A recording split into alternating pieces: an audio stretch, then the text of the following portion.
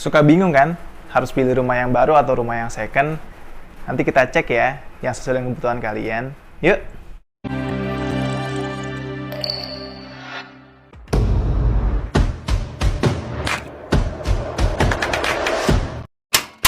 Welcome di L3 Property. Balik lagi bersama saya, Dana, agen properti kepercayaan kalian. Sebelum dibahas lebih lanjut, di-subscribe dulu ya channel L3 Property agar kami makin semangat lagi nih buat ngasih informasi properti terbaik buat kalian. Oke, thank you banget ya buat yang udah subscribe di L3 Property. Dan jangan lupa ya buat di-follow juga Instagram kita di l3.property. Nah, sekarang buat teman-teman yang masih bingung nih, gimana untuk milih propertinya yang baru atau yang second sebaiknya yang harus kita beli ya. Sebenarnya banyak banget sih pertimbangan yang harus kalian coba cek ya, mana yang terbaik untuk kalian semua.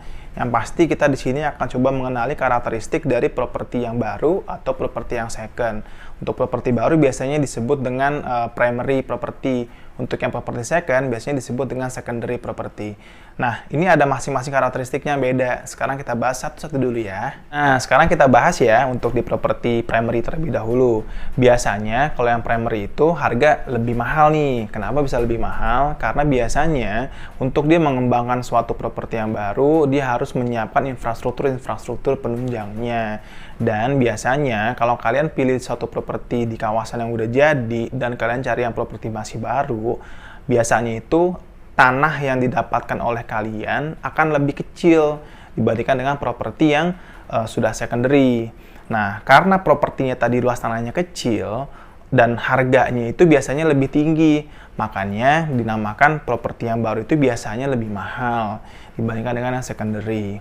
Nah, tapi walaupun dia tanahnya lebih sedikit, terus harganya lebih mahal, yang pasti dia bangunannya baru nih. Dan biasanya konsepnya itu lebih kekinian, sesuai dengan zaman saat dia didirikan. Jadi udah pasti rumah kalian akan lebih fresh tampilannya dibandingkan dengan rumah yang belum direnovasi atau rumah secondary tadi.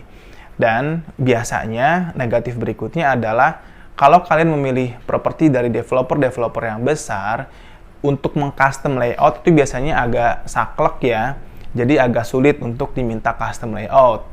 Tapi kalau untuk di developer yang relatif baru atau masih relatif lebih kecil scope-nya, itu biasanya masih dimungkinkan untuk merequest layoutnya sendiri. Biasanya misalnya kamarnya di bawah ada 2, kalian membuat kamarnya ada 3 dengan menyekat ruang tamu, itu biasanya masih diperbolehkan. Tapi kalau untuk di developer yang sudah ternama dan sudah besar, untuk merequest layout seperti itu biasanya agak susah gitu. Kecuali kalian setelah serah terima, silakan mau dilakukan renovasi atau modifikasi bangunannya. Nah, apalagi biasanya di fasad nih, di fasad itu biasanya atau tampilan luar ya, itu agak susah dan bahkan kecil kemungkinan untuk dapat diganti ya atau direnov. Kecuali ada pilihan dari developer tadi untuk bisa memilih bentuk fasad, entah dari warnanya atau mungkin dari tampilan-tampilan sedikit gitu ya, yang memang sudah disiapkan oleh si developer tadi. Dan biasanya itu antara rumah satu dengan rumah yang lainnya tidak banyak berbeda, mungkin hanya berbeda di catnya aja gitu. Nah, ada lagi nih untuk karakteristik dari properti yang primary, biasanya pilihannya akan lebih sedikit. Kenapa? Karena developernya juga lebih sedikit yang masih membuka proyek untuk pengembangan kawasan baru atau perumahan baru dibandingkan kalian memilih properti secondary. Karena yang namanya developer itu kan jumlahnya tidak begitu banyak ya, dan otomatis jumlah lahan juga terbatas nih. Makanya si developer ini tuh sangat terbatas jumlahnya dan menghasilkan jumlah unit yang juga terbatas. Beda dengan kalau di secondary tadi, kalian bisa bebas memilih rumah selama rumah itu memang dijual. Sekarang kita lanjut ke properti yang secondary. Sebenarnya tadi udah sempat dibahas ya di awal-awal saat kita ngomongin tentang primary. Nah, tapi coba kita ulas lagi sedikit ya. Lawan yang tadi adalah properti secondary itu biasanya dengan tipe yang sama, dengan luas tanah yang sama, di kawasan yang sama, itu biasanya relatif lebih murah harganya dibandingkan dengan yang properti baru. Sudah pasti ya, karena umur bangunannya itu sudah jauh lebih termakan usia. Otomatis sudah ada beberapa titik yang harus direnovasi atau yang harus diperbaiki. Dan otomatis harga bangunannya pun juga sudah menyusut. Beda ya dengan harga tanah. Kalau harga tanah, dia relatif biasanya selalu meningkat. Tapi kalau untuk nilai bangunan, relatif biasanya menyusut harganya. Dan seperti yang saya bilang tadi sebelumnya, untuk yang rumah secondary, itu lebih banyak pilihan. Karena selama ada orang yang mau jual rumahnya, maka kalian bisa beli tuh rumah secondary tadi. Tapi beda dengan yang primary ya. Kalau primary itu kan, selama ada developer yang membangun, kalian bisa memilih. Nah, itu pun pilihannya terbatas. Tapi kalau untuk rumah secondary, selama ada orang yang jual rumah, maka kalian bebas untuk memilih rumah yang ada. Makanya pilihannya jadi akan lebih banyak. Nah, terus juga kalau di rumah yang secondary, itu biasanya kawasannya udah jadi nih. Jadi udah terhuni nih biasanya. Entah ada yang udah terhuni 100% atau ada yang udah terhuni 70-90%. Otomatis di situ sudah jadi kawasannya. Sudah ada kepengurusan di rumahnya. Terus di sekitaran itu juga akan berimbas. Mungkin akan lebih banyak lagi toko-toko yang buka, makanan lebih mudah untuk dicari, akses juga biasanya lebih mudah, terbuka fasilitas-fasilitas lainnya gitu. Beda kalau rumahnya ini masih dalam inden ya, entah 1 tahun kah atau 2 tahun, dan otomatis efeknya apa? Kalau kalian inden rumah 1-2 tahun, maka kalian harus menyiapkan extra budget nih. Untuk apa? Untuk ngontrak atau untuk sewa apartemen atau lokasi rumah sementara sampai rumah itu jadi gitu. Tapi kalau di rumah secondary, kalian bisa langsung masuk selama proses KPR-nya, surat-suratnya sudah selesai. Bahkan saat prosesnya itu masih berjalan gitu ya, kalian tetap bisa kok untuk menempati rumah itu. Beda kalau rumahnya itu masih dalam tahap inden atau dalam tahap progres pembangunan. Nggak mungkin kan kalian tinggalin. Oke, sekarang kita sampai di tahap akhir nih. Aku mau ngasih bonus buat kalian semua yang udah rela untuk pantengin video ini sampai akhir.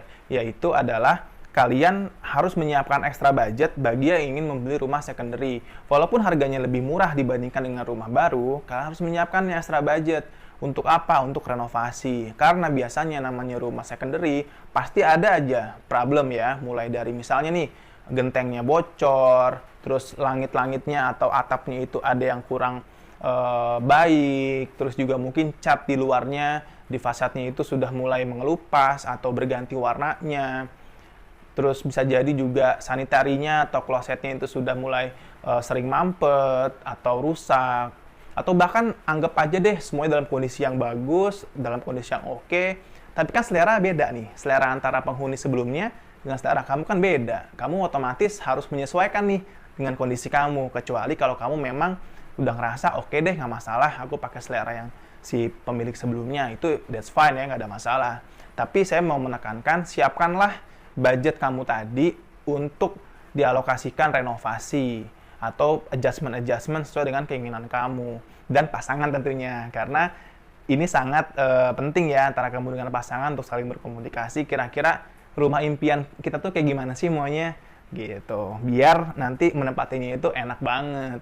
Oke, cukup dari saya, Dana, untuk segmen kita kali ini. Nanti kita akan ketemu di video selanjutnya ya, yang lebih seru dan lebih informatif buat teman-teman semua. Sekali lagi, mau ngingetin nih, buat yang belum subscribe, yuk di-subscribe dulu agar kami lebih semangat lagi ngasih properti-properti yang terbaik buat kalian semua. Dan boleh banget buat teman-teman semua yang mau direview kawasannya atau perumahan mana, tinggal isi ya di kolom komentar mana yang mau kalian minta kita untuk datengin, untuk review, atau mungkin ada topik-topik yang menarik yang pengen kita bahas, silahkan itu di kolom komentar. Dan kalau ada teman kalian yang butuh informasi tentang video ini, silahkan aja di-share ya. Dan di-like kalau buat yang suka video ini. Thank you banget, sampai ketemu lagi, salam properti.